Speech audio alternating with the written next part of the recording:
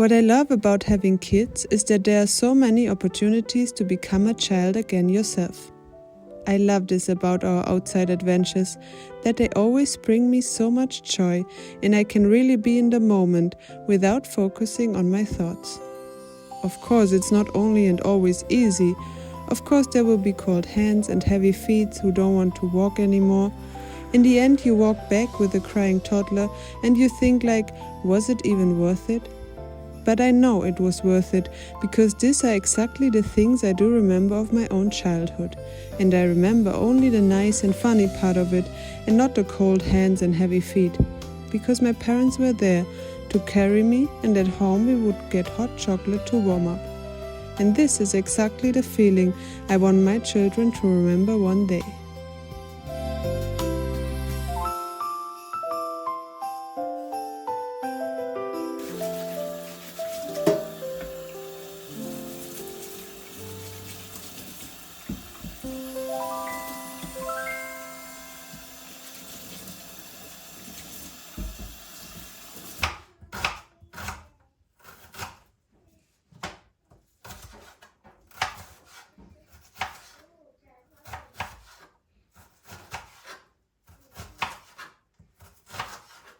I'm busy preparing lunch. Today I'm making my favorite food since I'm a small child. I remember this was always my number one meal I wanted to have. It's traditionally a Hungarian meal, even though maybe how I make it, it's not very Hungarian anymore, but I learned it from my grandma. And it's also always a sweet way to remember her, remember how we cooked it together. She taught me and we did it very often together when I was small. And it's basically just that you need potatoes and carrots and onion, and later when the soup already boiled for a while, you need a lot of paprika powder. And then you just make a dough out of eggs and flour, and you have to make it very hard. You will see later, I show you. Then you just put that in the soup, and yeah, I think everybody has those dishes where you just have so many memories with it, and it's just a favorite dish to make. And what is also about that soup and many things I like to cook is that it's just,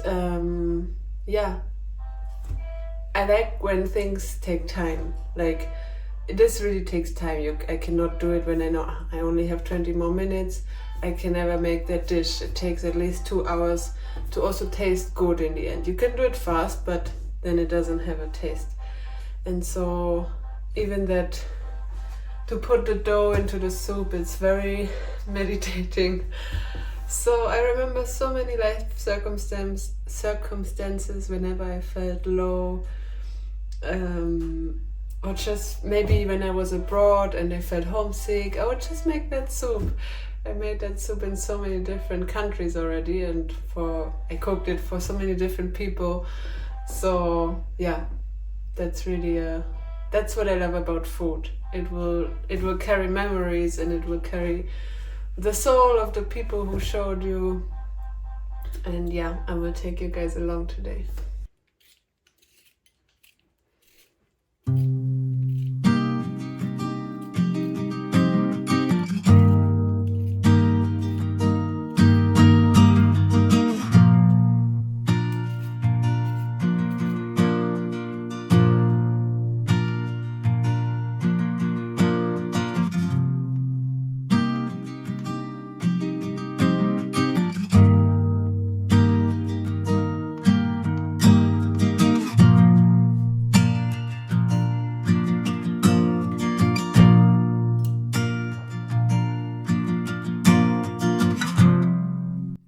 When life moves fast, I like to just always come back to the slow rhythm of cooking and baking.